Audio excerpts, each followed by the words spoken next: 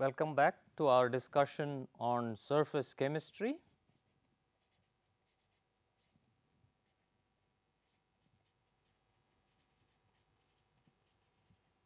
We are continuing from where we left off last time, and this is the second session in this discussion on surface chemistry. So, we will first, before we start new things, we will recapitulate what we did in the last discussion.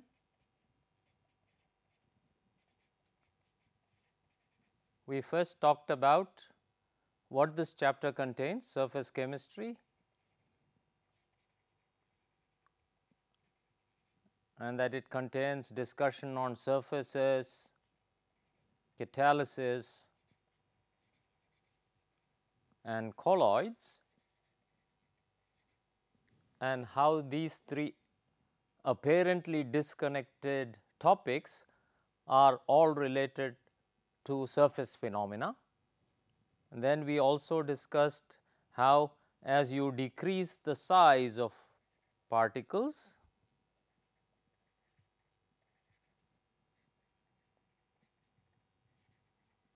the surface area increases.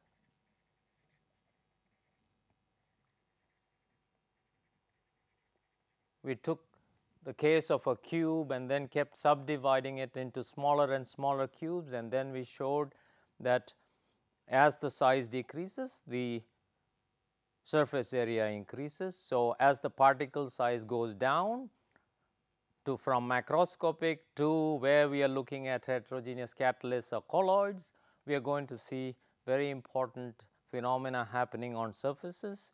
We also illustrated percentage of surface molecules and how that increases as surface area decreases.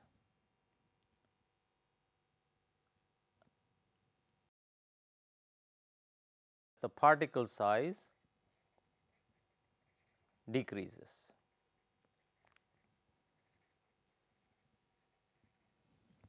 So, that is pretty much what we discussed last class, and we were talking about, we started our discussion at the end of last class on the differences between adsorption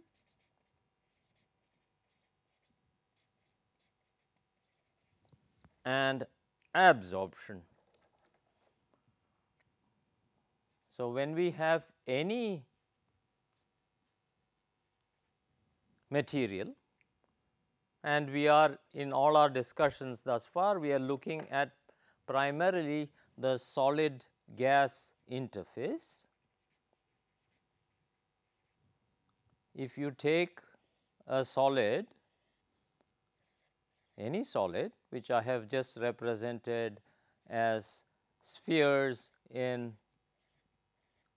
appropriate locations, any time I have a surface, I will have both adsorption, which is a surface phenomenon, where a particle which is in the phase above it gets attached to the surface. So, this would be an adsorbed molecule,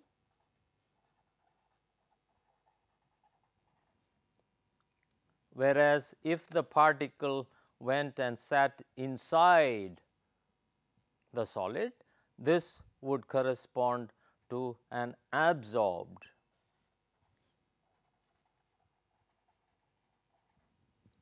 species. And what we are going to try and look at is primarily the adsorption. We are not saying that absorption does not happen at the same time.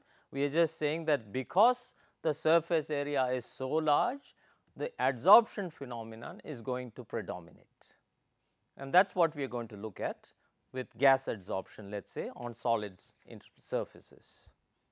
So, let us think of the experiment that we are doing. We have a solid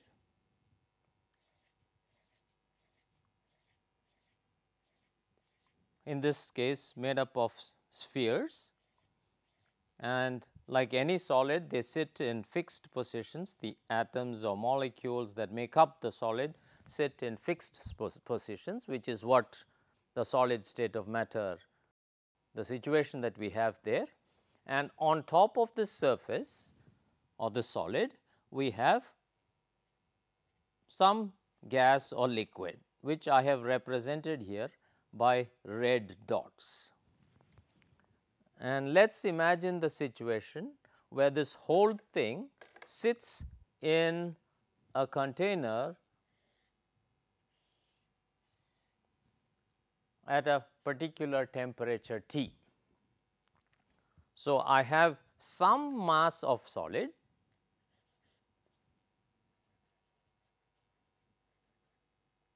the one which has this surface here, and some amount of gas, also a known amount of gas mass, let us imagine, on top of the solid, and it is in an enclosed container. And let us imagine that I attach to this a gauge which measures the pressure of the gas on top of the solid surface. And what we have already said from preliminary discussion is that when you have molecules of the gas on top of a surface like this, some amount of the molecules from the gas phase will get adsorbed on the solid surface. So, if I have a larger surface area, then I will have more gas in the gas phase get adsorbed onto the solid surface. And what we are going to now try and do is to look at how much mass of the gas that is on top of the surface get adsorbed onto the surface per unit mass of the solid that we have. That is the experiment that we do. So, what we do is you take, let us take the solid, you heat it up such that everything which is there in the solid goes away. So, there is any adsorbed species, any absorbed species, etc. You evacuate it. So, you heat it first. So, the things which are there which are adsorbed already in the solid goes off. You put a vacuum on top of the solid to ensure now that you have a pure solid. You put it into this container that we have, add some gas on top, put a pressure gauge there, and then after equilibrium has established, you measure the pressure.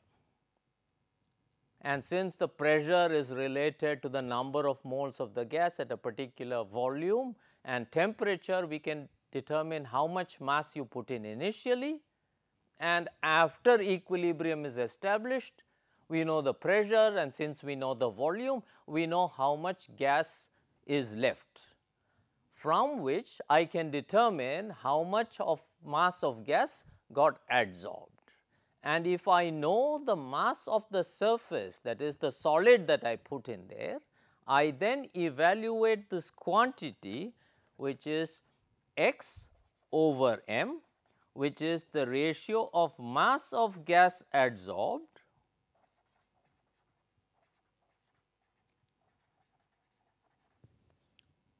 over the mass of solid. So, that is per unit mass of the solid that I have got, I am trying to measure how much gas is adsorbed. This is the experiment that we do, and we are just measuring the pressure here. Okay? And this is an experiment that Herbert Freundlich did, and here is the data that Freundlich obtained. This was somewhere in the 1900s, and we are looking at the adsorption of argon on coconut charcoal. That is, you take coconut husk, you burn it and you get charcoal, and then you take an appropriate amount of this at minus 78.3 degrees Celsius is where Herbert Freundlich did this measurement.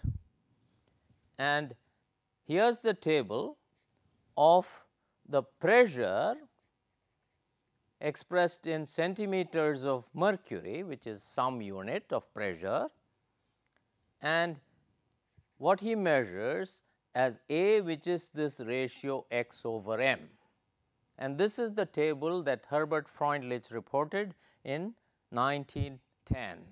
So, at 0.8 centimeters of mercury, which is the pressure of argon on top of the solid, he measures the quantity A to be 1.6. Note that this is unitless because this is the ratio of the mass of gas adsorbed over per unit mass of the catalyst, in this case coconut charcoal.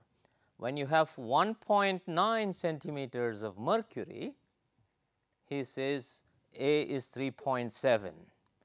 At 2.4, you have 5.0.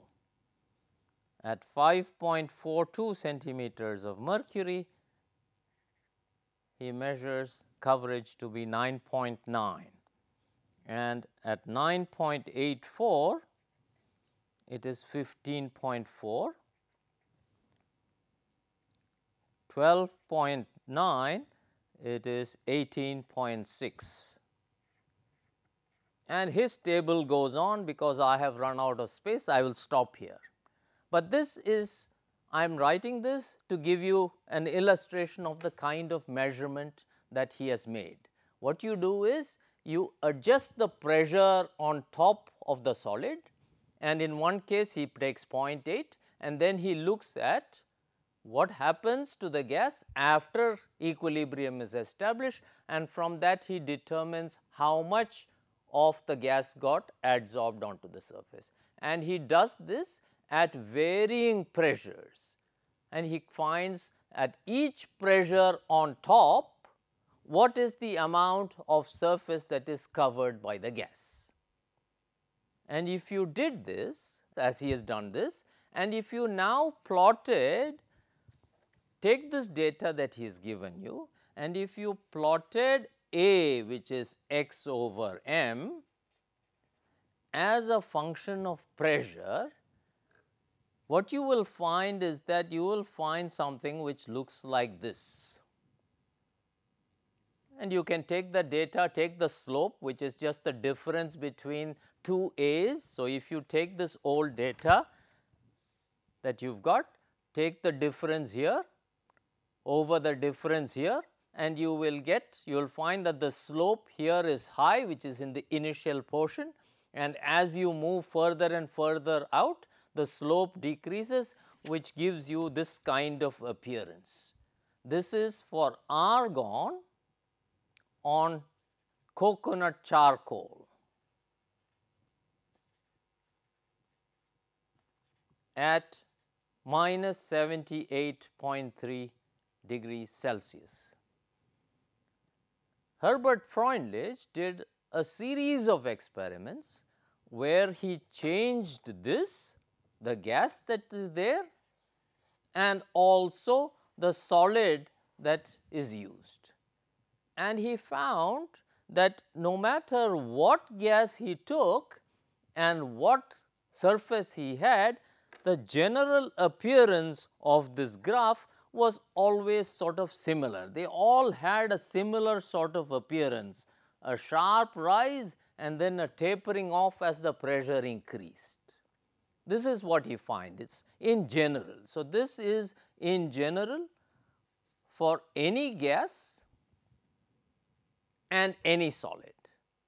And he then tried to establish a relationship between the area covered, that is this A, and the pressure, and he found that x over m is related to the pressure through a relationship which looks like this. A, that is x over m, is equal to a constant times the pressure raised to 1 over n, where n is greater than 1. So, for different gases with different substances, K would be different and 1 over n would be different. So, in the case of argon, for example, what he finds is that A happens to be for argon at minus 78,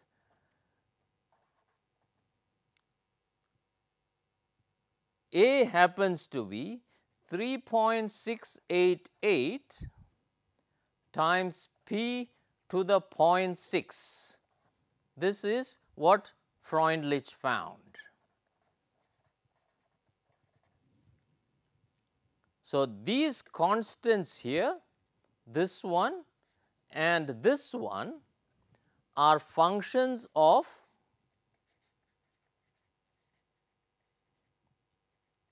the gas, the solid and the temperature. So, if you did this experiment with the same gas at a different temperature with the same substance, coconut charcoal, you will get a different A and a different 1 over n. And it turns out that if you did this not with a gas, but with a liquid. So, I take a solid surface,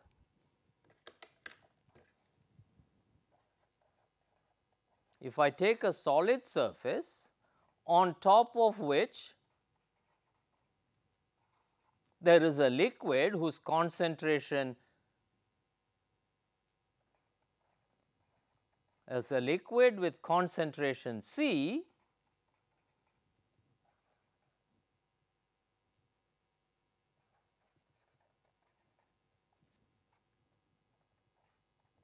Freundlich found a very similar relationship, that x over m is k C to the 1 over n. And here is some representative data again. This is for the adsorption of acetone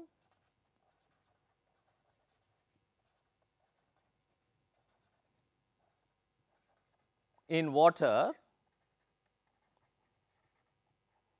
on blood charcoal. Well, let us not worry about what blood charcoal is. It sounds gruesome, but in any case,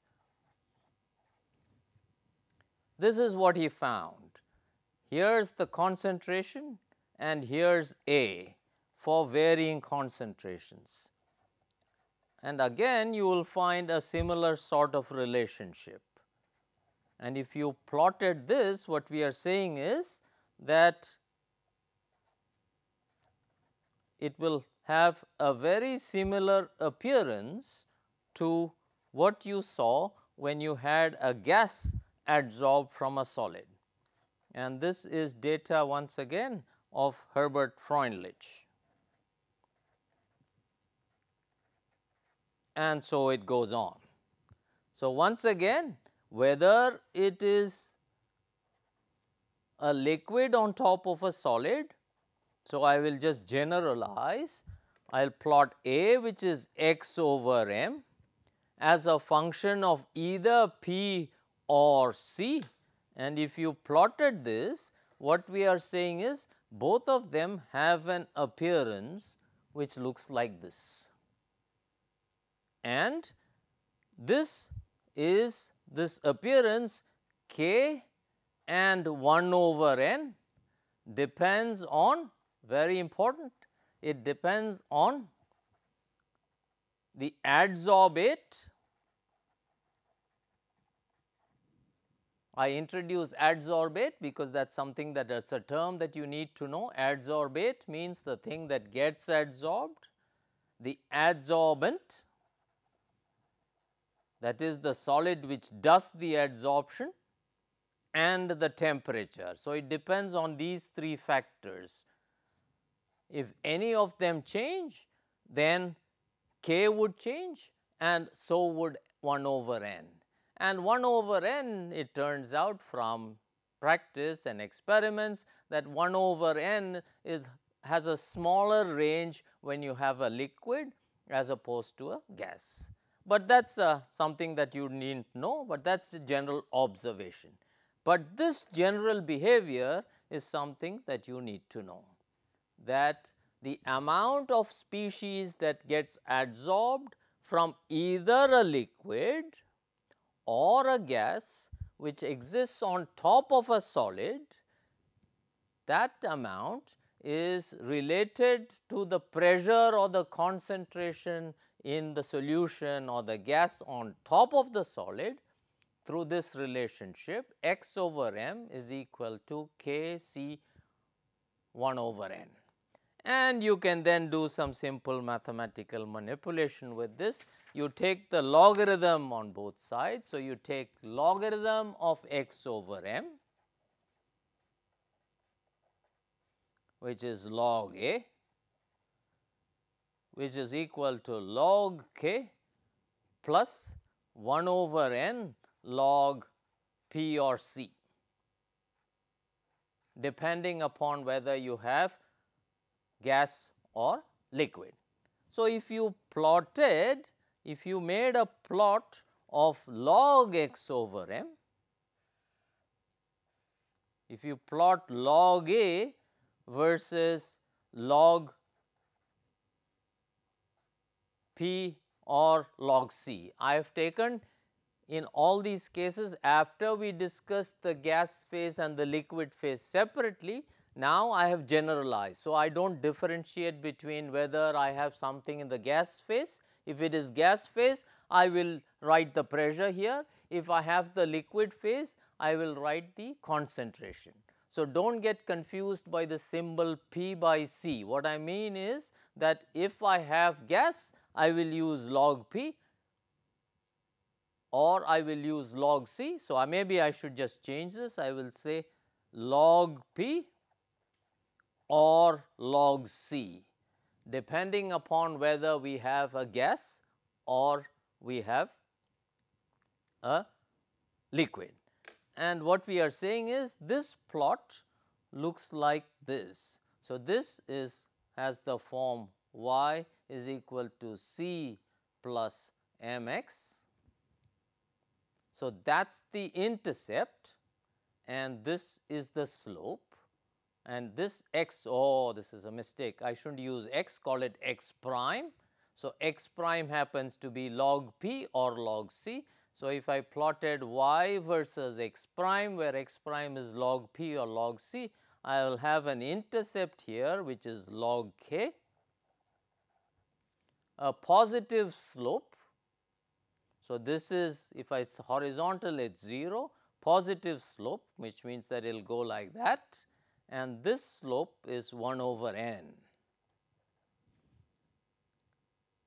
So, I could determine from that data that Freundlich has, which I have given to you, if you took that table and you plotted log x over m versus the log pressure, then you will get a curve like this, and this intercept and this slope will then determine what k is and 1 over n is. And this is a general observation.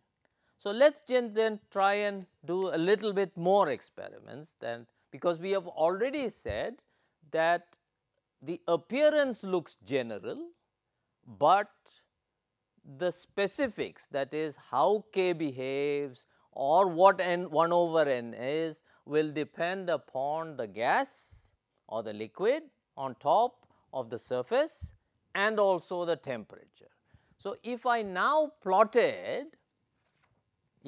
measured the x over m as a function of temperature. So, I am plotting log A versus log P or log C as the case may be, and I am doing this for different temperatures. So, if I took one temperature, I would get something like this, call this T1. If I measured a different temperature, if I did this same measurement at a different temperature, call it T2, I will get something which looks like that.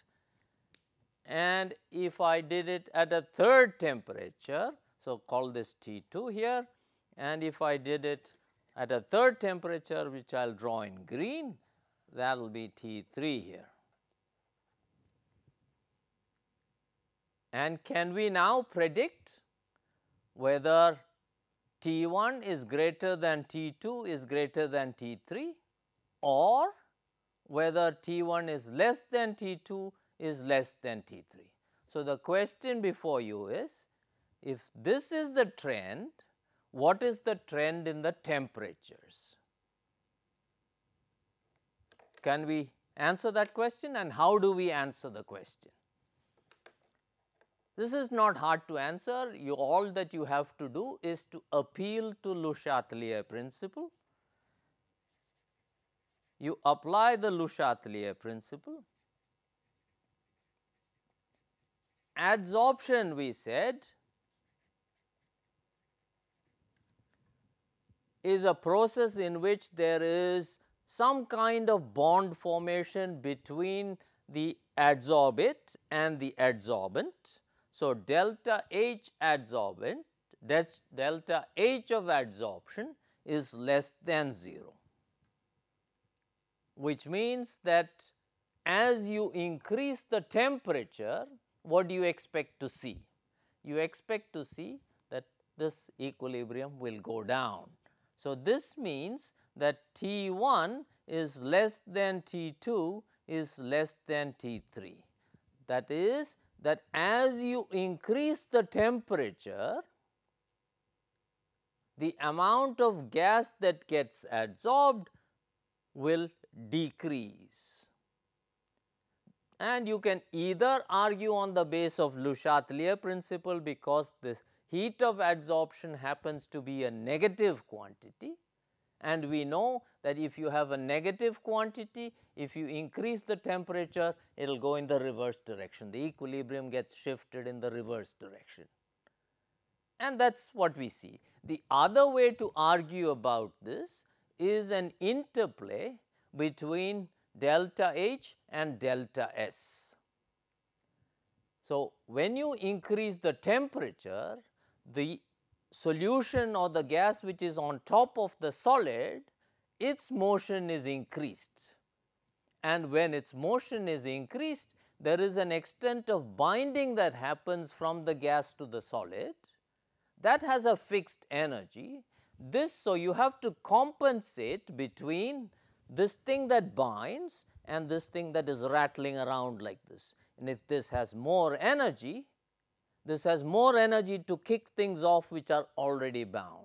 So, the amount of stuff that gets adsorbed will decrease as the amount of motion on top of the solid increases, and the amount of motion on top of the solid is governed by the temperature from the kinetic theory of gases or liquids.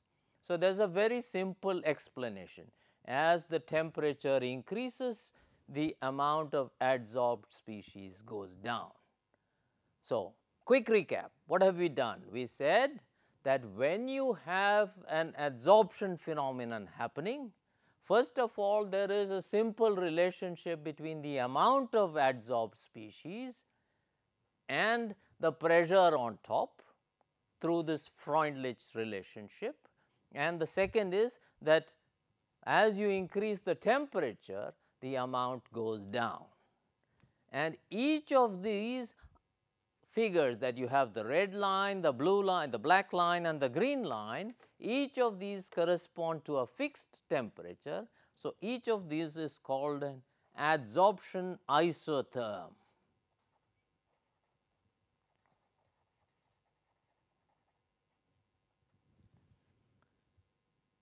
So, you have what is called a Freundlich adsorption isotherm, and there are other isotherms attributed to other people. We have just touched a small portion of it. This is the Freundlich isotherm. There are other things which are more popular and more commonly used. There are some things called the Langmuir adsorption isotherm. There is another thing which is called the BET adsorption isotherm, but in any case that is not something that we need to go into. But these two important things that you will need to keep track of. Okay, now we will try and understand a little bit about adsorption phenomena. We won't try to understand why the adsorption isotherm is the way it does look, but we will try and understand a little bit about what happens when you take something in the gas phase and when it approaches a surface. There are two things that happen, two kinds of adsorption phenomena that typically happen when you have a species in the gas phase on top of a solid. The first thing that happens is what is called Physisorption.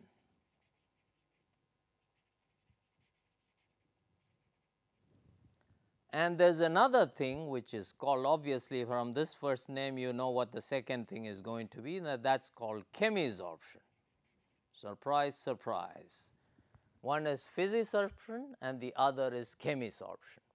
So, imagine that I have a surface and all my surface are round spherical things and I have some gas phase molecules here, and for convenience let us now make this not single dots on top, we will make this double dots, which means that this is a diatomic molecule.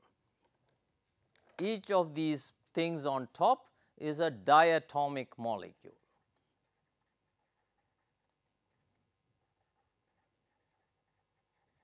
And what we are trying to do is, as the diatomic molecule approaches the surface, what is the kind of interaction that a diatomic molecule encounters as it approaches the surface? That is the kind of thing that we are trying to look at.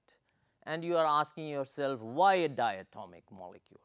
Why diatomic molecule? Because very often when you are doing catalysis, for example, as I am a chemist, if you are interested in the reaction of N2 plus 3H2 to give you 2NH3, each of these things is a diatomic molecule. So, very often as chemists who might be interested in catalysis, we are interested in how a diatomic attaches to the surface, because that has industrial importance. But whatever we discuss in terms of diatomics is also true of other things. And what we are going to do is to look at the potential energy as this diatomic molecule approaches the surface. So, we are going to look at potential energy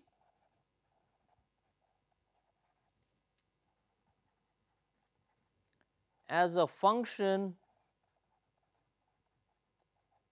of distance from the surface.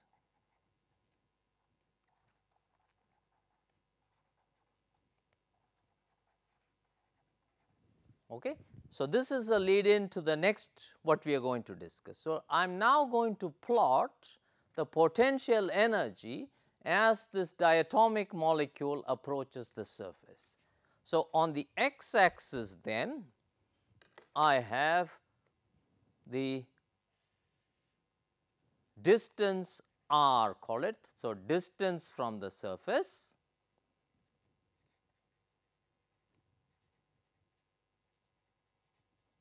and here I have the potential energy.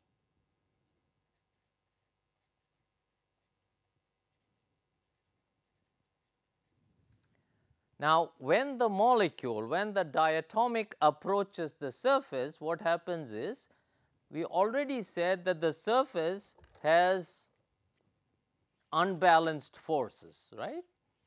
So, here is a surface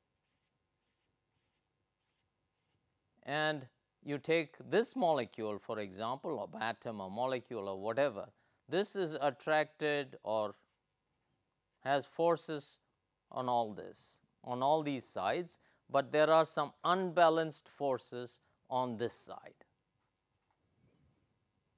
right. So, when this molecule approaches a surface from the top, what happens is, because of this unbalanced force on this atom, when it sees this, this blue surface atom is likely to pull this thing, and so its potential energy would drop.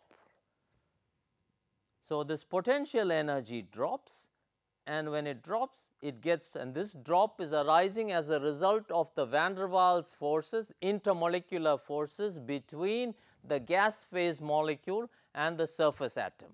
So, the potential energy drops, it drops up to a point after which if I push the diatomic molecule closer and closer to the surface, its potential energy would start to rise. So, it goes down up to a point and then it starts to rise. The exact details of how this curve looks is not something that you and I have to worry about, but this is the general form. There is this dip, and this dip here, this distance corresponds to where this diatomic molecule has come and attached itself to the surface. That is the equilibrium distance of this diatomic molecule with the surface. That is where you have the minimum. Any time you push it on top even further, then the molecule, the energy increases.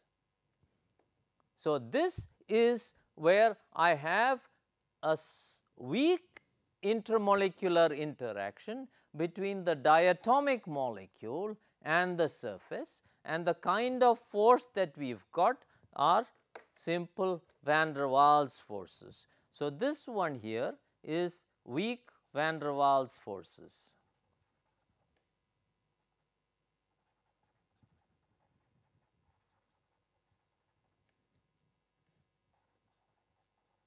It is the same force that leads to imperfections in real gases.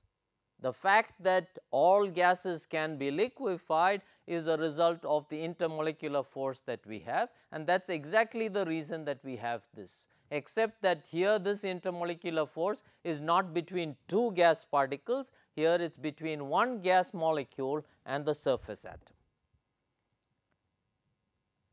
And since it is a weak intermolecular force, this thing here, this delta H of adsorption is of the order of about 20 to 40 kilojoules per mole, typical of the kind of delta H of condensation.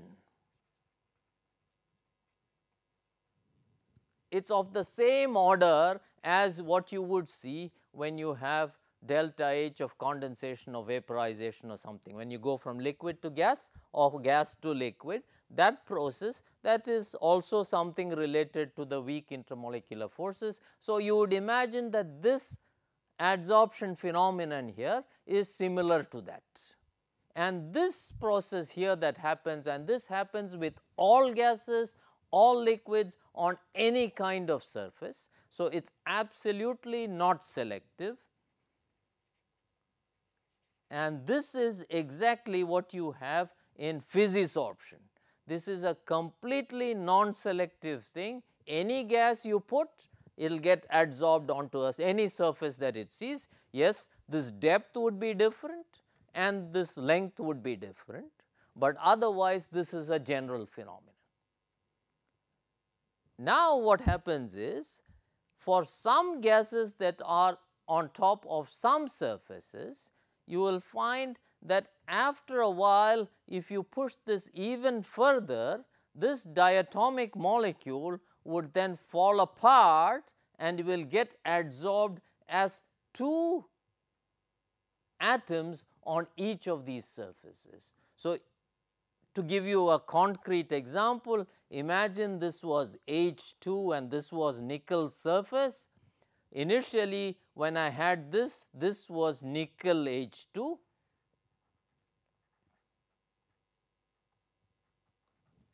And now I have nickel here.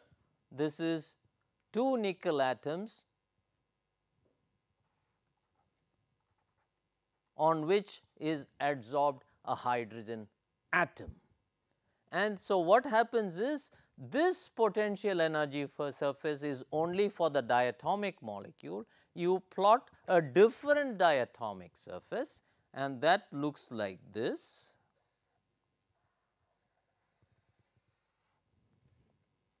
This corresponds to the dissociation of hydrogen into hydrogen atoms, and here this corresponds to the nickel hydrogen. So, that is, I have a hydrogen atom attached to a nickel surface, and this thing here is much bigger.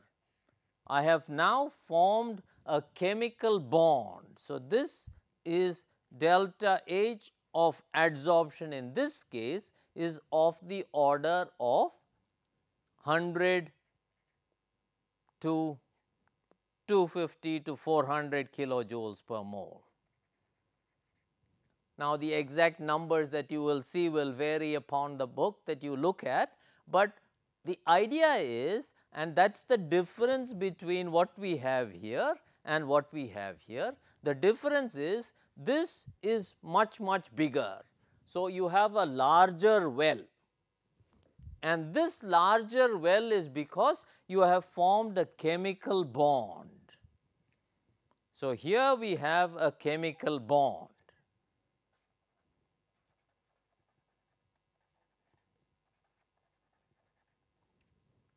So, in one case, so we have two things that we have learnt. We have one, a physisorption,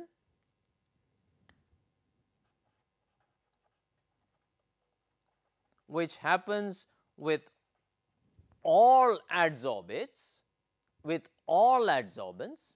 So, this is non-selective.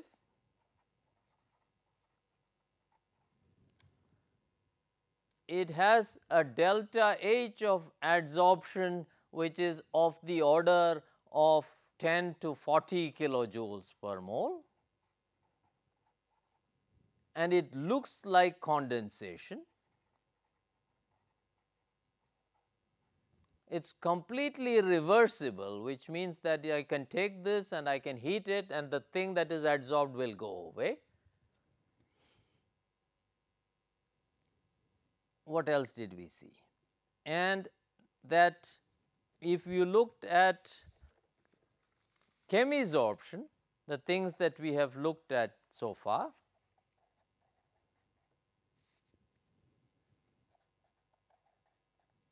it is selective, which means that if you had, instead of hydrogen, if you had some other thing, it might not adsorb onto nickel. So, it is selective, it does not happen with everything.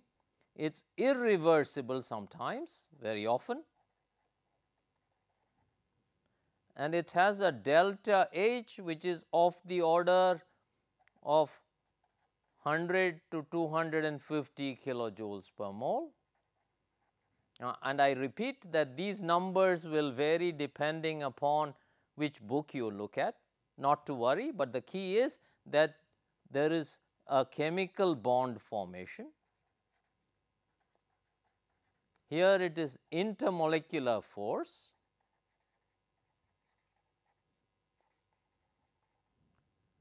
Physisorption happens almost instantaneously, which means that you only have to stick it in and it will stick a gas into a solid, and almost instantaneously you will have some adsorption. This happens in finite time. And this one, there would be no activation energy.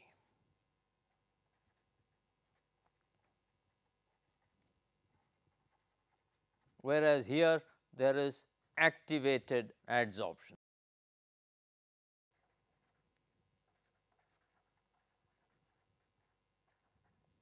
What do I mean by that? Let us go back and look at that slide we had from previous. Here it is again. So, if you thought about it, hydrogen approaches as a diatomic molecule, it approaches the surface. So, this is the surface, right. So, this is 0, R equals 0 corresponds to the surface. So, the hydrogen molecule approaches from this side, and when it sees some distance, it gets adsorbed, which means that the whole molecule goes and sticks to it. There is no rearrangement of the electron between the surface and the adsorbed molecule. No electronic rearrangement in this situation here. Then as you go further, you push this molecule, it has to go over an energy barrier. After it goes over this energy barrier, this diatomic molecule breaks up into two, and each of these atoms adsorbs onto the surface, and so now you have 2 hydrogen atoms. This here is the energy of activation to go from the physisorbed state to the chemisorbed state. Let us do this once again, because I think this figure has become a little bit too busy. I will redraw this and just illustrate what are the important points. So, we have energy on this axis, potential energy. We have distance from the surface on this axis, and we have one potential energy curve which looks like this, and another potential energy curve which is much deeper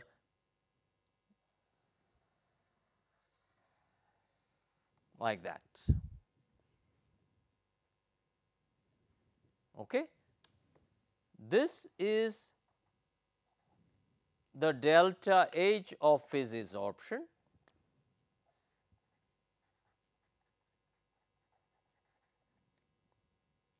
This is the delta H of chemisorption, and this thing here is the energy of activation to go from the physisorbed state to the chemisorbed state.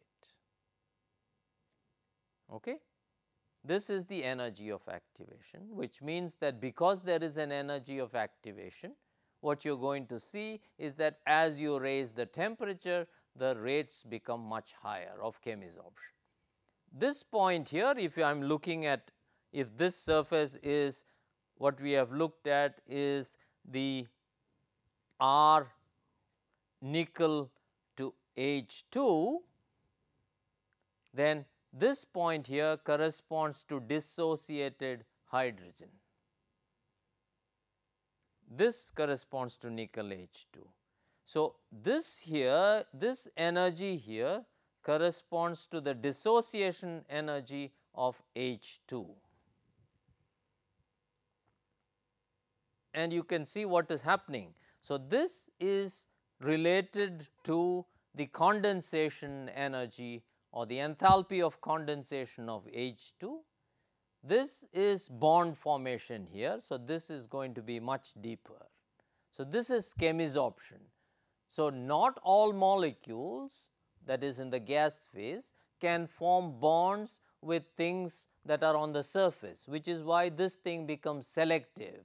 Not always are we going to have a bond between the adsorbent and the adsorbate. Only appropriate cases you will have. So, this is a very selective thing. This one is anything can adsorb to anything else. So, this is non-selective, and it is also reversible because this depth is very small. So, if I heat it, whatever is adsorbed, I provide it enough energy, it will run off, it will go off into the gas phase. Whereas here, because there is bond formation, I can still break it, but the amount of energy required to break it is much higher.